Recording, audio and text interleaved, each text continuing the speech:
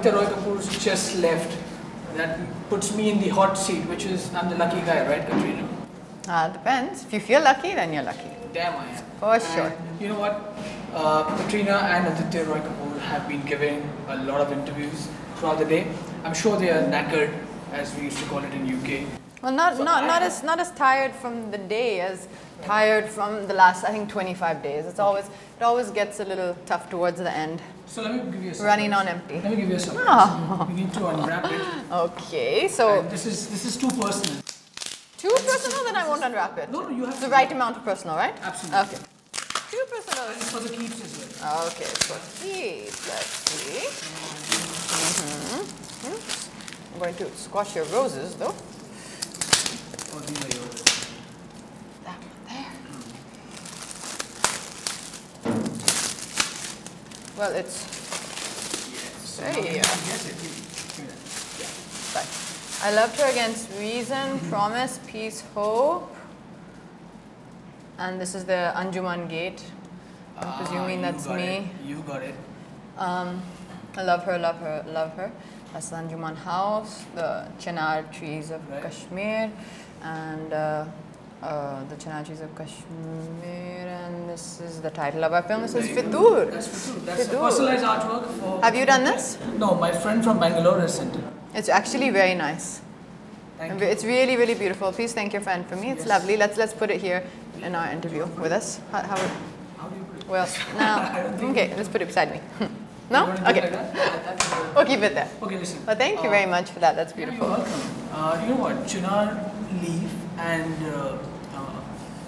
the Maple Leaf have traveled a lot in our movies, right? From Mohammed to Fitoor. That's right. That's a long journey. They find their way. They find their way. So what's really special about that leaf?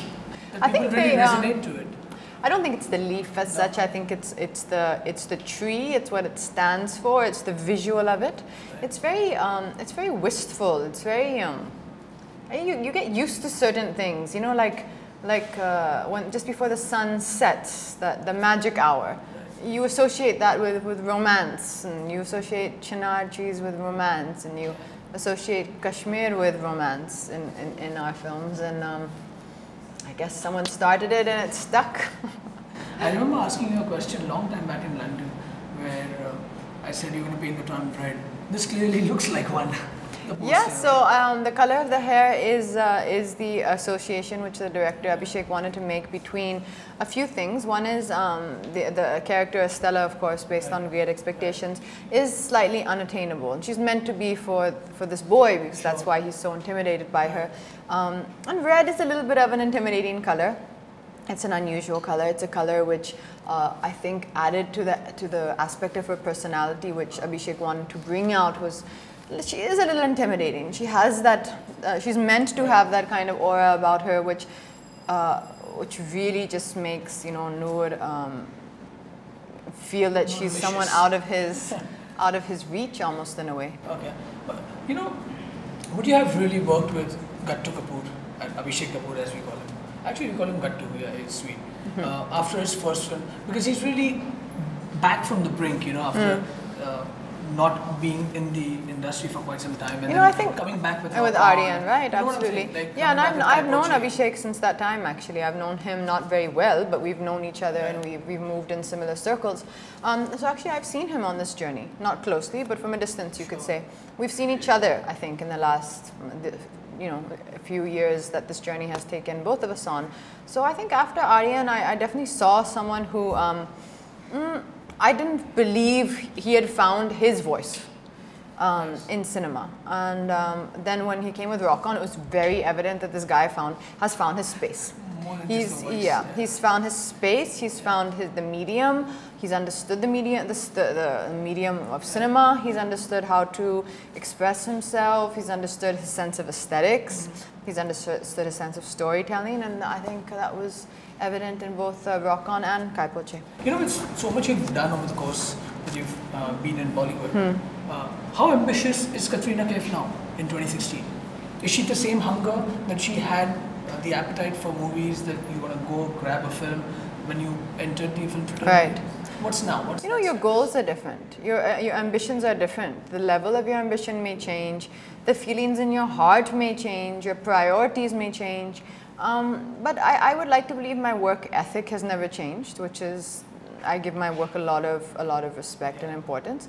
It has faltered over the years, I think, on and off. But for the most part, I think I would like to believe that my work ethic has I try to keep that intact. The kind of things that one wants to achieve now, or that I kind of for me are things I would like to achieve, are definitely different. Before, I wanted to be known in every household, and I wanted to have that reach, which I think I was really lucky and fortunate enough that I got to be part of the films I have been part of, and in some way, maybe not in the biggest way, but in some way, I think I have kind of been able to reach a large audience. Maybe now the kind of films after doing, it's been quite a few years, I've done a lot of wonderful films. You want to do different kinds of films now. Sure. Maybe now you want to portray a different side of you. You have more knowledge and more comfort and more ease with your craft. So you probably enjoy it more. You want to experiment with different kind of roles. What do you learn from the person who's less experienced from you, Katrina? It depends which person that is. Aditya Roy Kapur, your co-actor. I think it's good because that energy and that passion it's always, like you're saying, it's always at the highest, especially when you're starting out, and that's good to have that around you, to constantly. It's like you're almost using it as like a barometer. You're almost using it as like the measure to make sure you're sharing and matching that enthusiasm. Right. Okay. I want to talk about Prakash Jha's Rajniti as well. I remember I was having lunch with the director, and Katrina just walked in, and Prakash told me that it's your most ambitious film, something that you've never done before, and I don't think even a role like this would ever fall in your lap. So, is this your most ambitious now after Rajniti, as far as the role is concerned? But Rajniti did fall in my lap, so why would you think it wouldn't fall in my lap? No, I'm saying a role like that, very different, like a sari-clad woman. I mean, not every time you wear a sari in a film, right? But it did come to me. Yeah, so. it did. No, I'm saying, but now I'm saying in the future. Would it come to me now? Of course, I hope it would come to me. Would you wear a sari? Will Katrina Kaif wear a sari? If I would do it then, why wouldn't of course you do it I would do it now, yeah, absolutely. Okay. But how ambitious would this be then compared to your other films as a role per se? I believe all of my films are very ambitious. Now the thing is with directors, their stories and their films are like their babies. Right. So they may feel that for you that's the most ambitious film because for them their film is probably more closer to the heart than the other films you've done, and rightly so.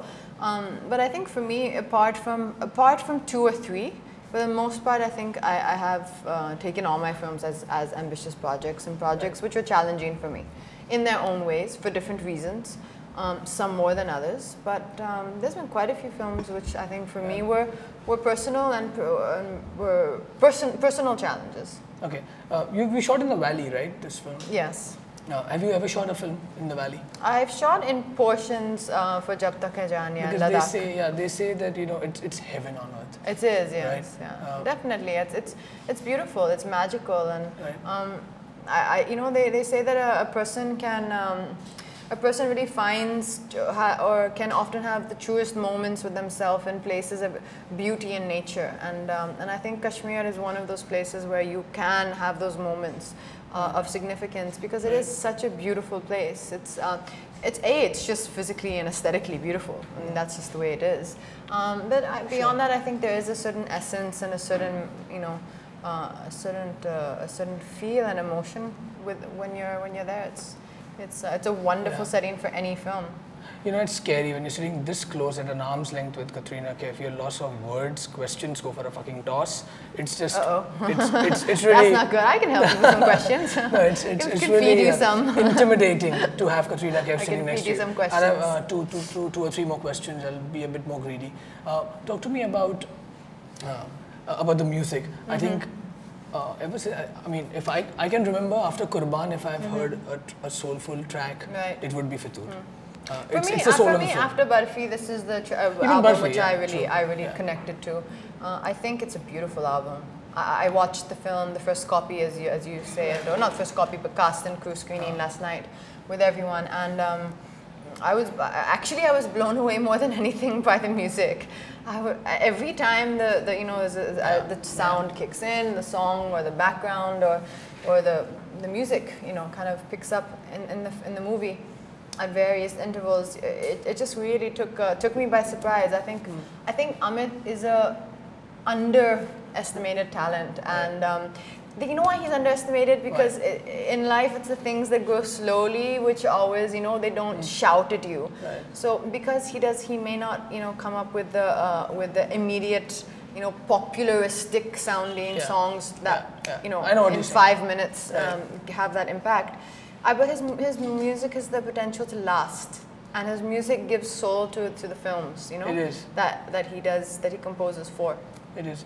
Do you want to talk something about your Katrina Kaif fan club on Twitter? Because you're not on social media. You're like disconnected, completely, and people have this angst that why isn't she there? And I think I was just visiting a few of your Twitter fan club handles, and I want to please pass on this message, because they're really supporting your film, Katrina, and they support you, of course, for years. No, that's amazingly sweet of them, and I've always said that your audience, whether it's in these fan clubs or these sites, who do things for you and who support you, I mean, this is your audience, and without them, we would not be where we are.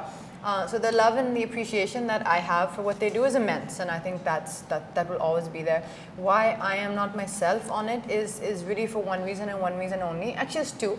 One is that I feel it can become a distraction, because you're constantly wanting to upload and do things, and especially a person like me, I'm very involved in pictures and stuff like that. So I'm worried sometimes that will it become too much, too distracting for me? Will I get too involved in it? The other thing is, some of my friends in the film industry, they show me oftentimes, the chats, and there is for all the beautiful support and warmth, there is a fair amount of negativity which comes on the comments. And for me, even though I may feel pain, anger, bitterness, everything inside, sorrow, I don't go around talking it, putting it on the face of the person, and that I find is something which I struggle with. I struggle with that concept. Now, what do? You come on Twitter, you say, hi everybody, I'm here, let's have a great time, people who love you, and this is a place of happiness and joy. So if you don't like, or you don't want to, you have angst, or you're upset about something, then just don't, what do you call it? Don't join the page. Don't follow. The wagon, Don't follow the Twitter account. But it's not like that. You still have people who follow and who speak such harsh things sometimes. We want to watch more of Katrina Kaif. She has to do 3 films in a year, at least 2, if not 1. Hopefully, this year there should be 3. I'm hoping that's what happens. You never know, because in my last year some things have gotten delayed. But maybe it's looking that way. Maybe Anurag Basu's film Jaga Jasoos and Baar Baar Dekho should be releasing. Okay, one last question. Talk to me about the creativity of Pragya Kapoor, that beautiful lady, the better half of Gattu Kapoor. Well, her creativity was in uses for the most beautiful thing that can be created, and that was a human life during the making of this film, because Abhishek had his, of course, first child during the making of this film. So I think her involvement was more in that, was in that capacity, because that happened during the making of the film. That's such a blessing. It's lovely. Right. Thank you so much for gracing Not at all. Thank you very much. The late night show with Devansh Patel. I still don't know, but one question. What's this one thing that you do in the late night that you love doing? It's a lot of peace late in the night. It can be anything. It's watching a movie, talking to my sisters. I mean, it depends. There's not one thing I do late in the night. That's almost like your me time. So that's what it depends on the day. You think Leo will take the Oscar this year? Do I think Leo will take the Oscar this year? If you had to ask me, and I had to say like off the top of my head, yes. Finally, Leonardo DiCaprio taking the Oscar awards home. But I wish this would just a trophy converts into a trophy and I could take her home. But it cannot happen, guys. It cannot happen. Thank you so much, Katrina. Hi everybody, I'm Katrina Kaif and you are watching cinemarkets.com.